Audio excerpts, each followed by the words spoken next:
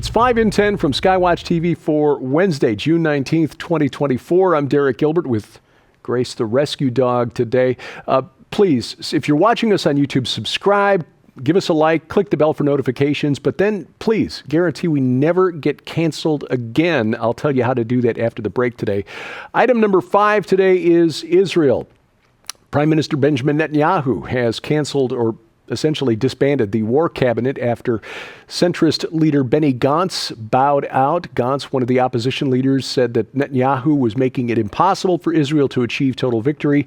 Netanyahu, going forward, said he will replace the war cabinet with ad hoc meetings of government ministers when making decisions about the war. Now, over the weekend, Kan, which is Israel's public broadcasting company, cited anonymous sources who claim that the IDF's, the Israel Defense Forces Intelligence Directorate, warned that Hamas was training for a large-scale invasion of southern Israel 3 weeks before October 7th. And that document allegedly warned that dozens of Hamas commandos would take part in the raid, which would be aimed at capturing 200 to 250 hostages and taking them back to Gaza. Now, according to the sources cited by Khan, Hamas members had been spotted practicing attacks on mock IDF outposts, rehearsing how to capture military and civilian hostages, and training how to get them back to Israel, or back to Gaza, and how to handle them once they'd been detained in Gaza. According to the Israel Public Broadcasting Company, the document made its way to senior officials in the IDF's Gaza division, but was completely ignored. Egyptian officials also said just within a few days of the attack last October that they had repeatedly warned the Israeli government that Hamas was planning something big in the days leading up to October 7th. Now, there are some who are taking this as evidence that Benjamin Netanyahu knew and allowed the October 7th attack to take place to justify what he's doing now, which, according to these critics, is genocide. Frankly, and I will be diplomatic here, this defies logic. First of all, anyone who knows anything about the history of Israel, and certainly Benjamin Netanyahu does, would know that this is not likely to benefit Netanyahu in the long run. For example, in 1973, the Yom Kippur War. Leading up to that war, Golda Meir and Moshe Dayan were heroes in Israel. After the war, where Israel was caught off guard, thousands of Israelis killed, their political careers were over.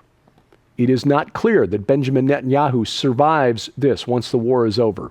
His political career may also be finished. Frankly, if Israel had wanted to commit genocide and clean out the Gaza Strip, they could have done so in 1967, at the end of the Six-Day War, 1973, at the end of the Yom Kippur War. They could have done so after the Second Intifada.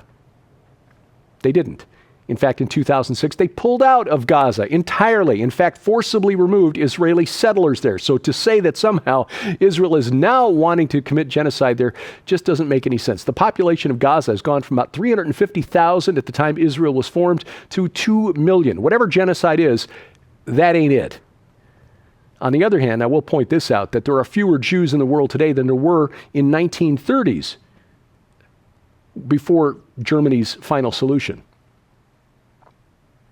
Jews around the world have not yet regained the population that was lost during World War II. Anyway, here's the more likely scenario, and this is according to our friends in Israel, Jewish friends in Israel who are much better plugged into what's going on in Jewish society, Israeli government, Israeli politics, and the IDF, some of whom are still serving. They believe that because Benjamin Netanyahu is an outsider among Israeli elites, oh yeah, it sounds weird to say it because he's their longest serving prime minister. He's considered an outsider because he did not go to school in Israel. He was schooled in the United States. Comes back to Israel and starts becoming successful. There are those in Israel who are jealous of this. He's not part of the inner circle. He's not in the club. He doesn't know the secret handshake. He's an outsider in the same way Donald Trump is an outsider in the deep state here in the U.S.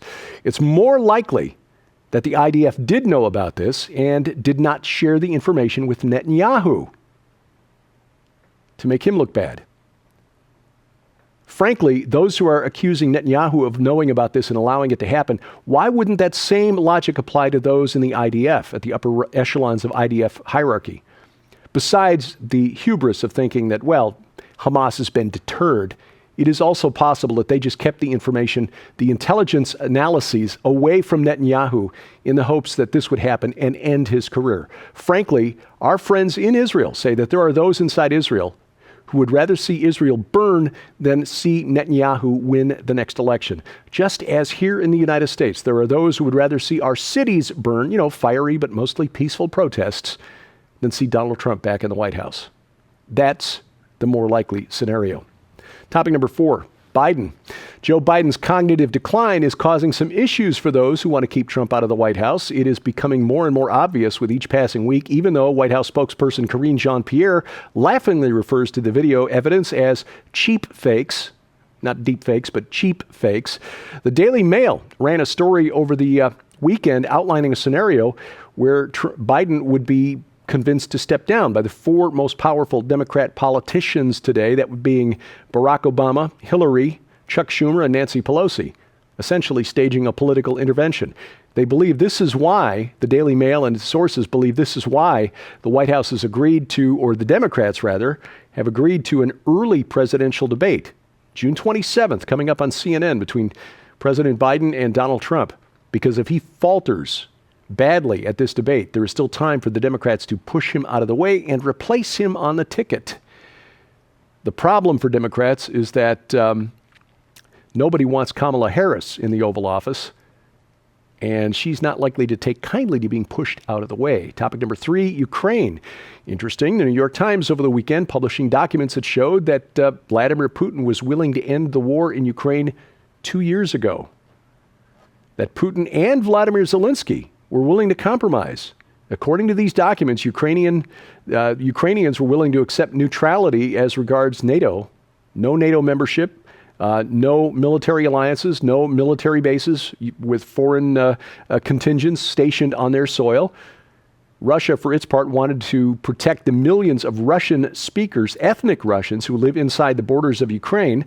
Also wanted Ukraine to repeal restrictions on the Russian language and not build any more monuments honoring neo-Nazis and World War II era Nazi collaborators. There is an inconvenient thread of Nazism that runs through Ukraine, going back to World War II. But as the negotiations were ongoing in April of 2022, just weeks after the war began, Ukrainian President Volodymyr Zelensky was pressured by NATO and the West to stop negotiating and try to forcibly expel the Russian soldiers from Ukrainian soil. United States repeatedly vowed to supply unlimited military aid. Then Prime Minister Boris Johnson of the UK made a trip to Kyiv to pressure Zelensky. It worked.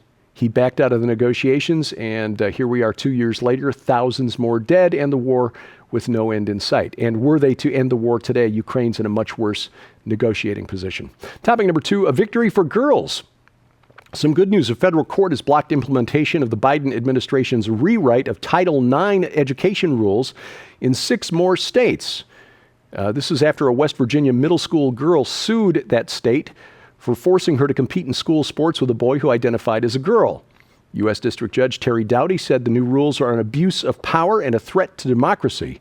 So his injunction blocks Biden's rules for going into effect in Ohio, Kentucky, Tennessee, Indiana, Virginia, and West Virginia, bringing the total number of states blocking Biden's rules up to 10. Coming up, not even the Secret Service is safe in Biden's America. That's next on 5 and 10.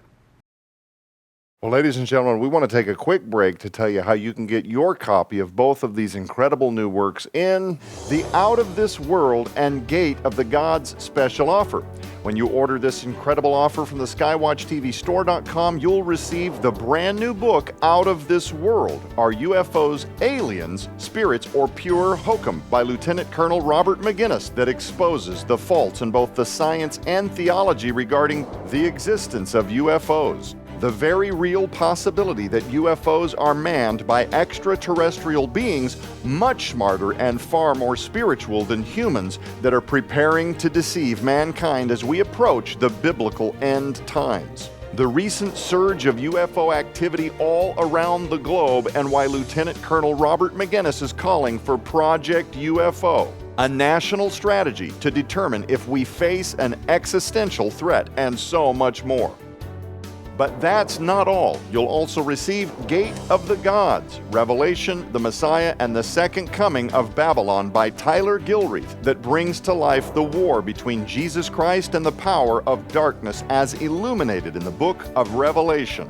A cosmic end-time struggle between the Hebrew king of promise and the Old Testament gods of Babylon. The hidden Babylonian framework in the book of Revelation that can only be seen through ancient Near Eastern eyes. Unmasking Babylon the Great, and more. Also included in this must-have special offer for a very limited time, Lieutenant Colonel Robert McGinnis's best-selling book, Give Me Liberty, Not Marxism, and his book, Kings of the East, China's Plan to Eliminate America and Impose a Communist World Order. All of these items hold a retail value of $84. Yours now for your donation of only $45, which includes free shipping to all U.S. orders. So don't delay. You can scan the QR code on your screen using the camera app on your phone for instant access to this special opportunity. You can also visit us at skywatchtvstore.com or call 1-844-750-4985 and ask for the Out of This World and Gate of the Gods special offer right now. Item number one today, the Secret Service getting mugged in L.A. You might have seen the video, the cheap fake, of Joe Biden being led off stage by Barack Obama after a fundraising event in Los Angeles over the weekend. But we've learned that during that same trip out to the West Coast, a member of the president's Secret Service detail was robbed at gunpoint. Seriously, this happened about 9:30 p.m. Saturday night in Los Angeles. A member of the Secret Service basically accosted at gunpoint. A bag with him was stolen. The agent, as the robbers were getting away in the vehicle you see on the screen behind me here, discharged his weapon, not known if he hit anybody. The agent not hurt, but this was just half an hour after the Secret Service dropped President Biden off for the evening where he was staying. Now, it's likely that if these robbers had encountered the Secret Service half an hour earlier, there would have been more agents around. Probably wouldn't have happened, but still. The Secret Service being robbed by thugs at gunpoint. It's a sad commentary on the state of where America is today. One of the mysteries that has perplexed researchers since 1947 has been the modern UFO phenomenon. Is it real? Is it fake? Government experimental craft? What's the distinction between the UFO phenomenon and the contactee-abductee phenomenon? And how does it play into what's going on inside the deep state? Lieutenant Colonel Robert McGinnis has unique insights on this. His new book, Out of This World, is the subject of this week's main Skywatch TV broadcast. I was honored to be a part of that program. You can catch it right now at our website, skywatchtv.com. All of our video content is always there. You can also see it right now on our broadcast networks. Schedules posted, skywatchtv.com/channels. You can also catch it right now at Roku or Apple TV if you've got the Skywatch TV app for your set-top box. You can also see it on the internet right now, rumble.com/skywatchtv. We're back on YouTube, youtube.com/@skywatchtelevision. But better yet, guarantee we never get canceled by bringing our content right into your mobile device. Smartphone or tablet, iOS, Android, Amazon, Kindle Fire. We have apps for all of those, and we've got links to the app stores at skywatchtv.com/app. Follow us online. We're on YouTube at 5 in 10, on Twitter, that is X, formerly Twitter, at 5_in_10, and thank you for watching as we keep watch. I'm Derek Gilbert. This is 5 in 10 from Skywatch TV.